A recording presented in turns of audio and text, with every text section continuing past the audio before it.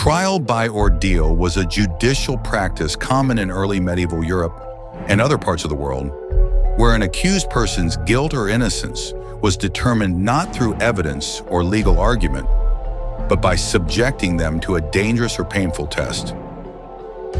The underlying belief was that God would intervene miraculously to protect the innocent and reveal the guilty. This system reflected the strong intertwining of religious belief and legal authority during the early and high Middle Ages, particularly from the 9th through the 13th centuries. The accused would undergo an ordeal, a harsh physical test, and the outcome was interpreted as a sign from God. The different kind of ordeals were as follows. Ordeal of cold water.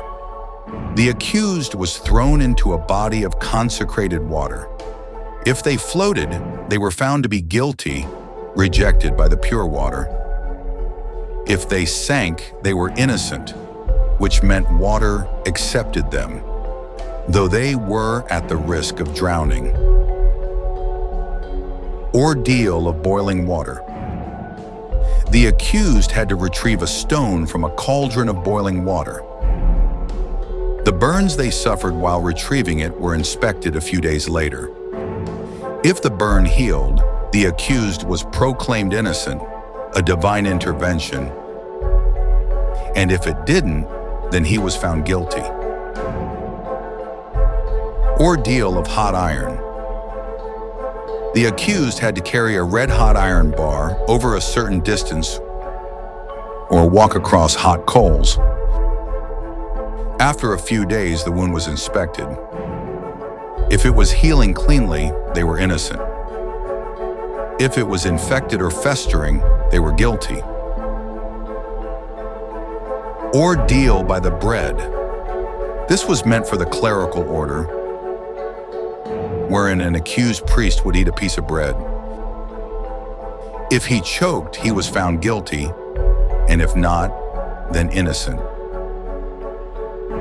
All these ordeals were seen as a way to let the God decide things in a time when forensic evidence and legal systems were primitive. It often functioned as a deterrent. Many confessed rather than facing the brutal and painful torments. On the other side, some historians argue that many ordeals were manipulated to ensure acquittal when the authorities believed the accused was innocent. For example, slightly cooling the hot iron or pulling someone out of water before they drowned, adding a curious and intriguing aspect to it. Though over the time, the ordeal practices declined. Initially, the Christian Church actively participated in the ordeal process, with clergy blessing the items and overseeing the ceremonies.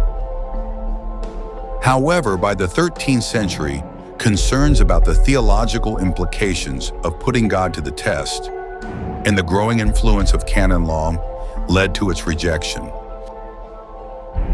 In 1215, the Fourth Lateran Council, under Pope Innocent III, issued a decree forbidding clergy from participating in ordeals.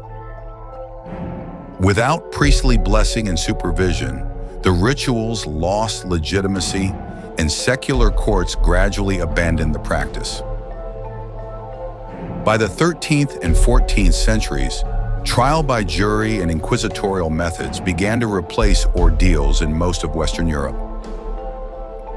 While the ordeals themselves were cruel and unscientific, they emerged from a system striving, however flawed, to uphold moral order in a world with few administrative tools for legal fairness. Today, they serve as a powerful reminder of how far legal systems have evolved and how closely law and belief were once bound together. Here's to another tale from bizarre history. Keep watching our channel to see more such videos. And don't forget to like, share, and subscribe.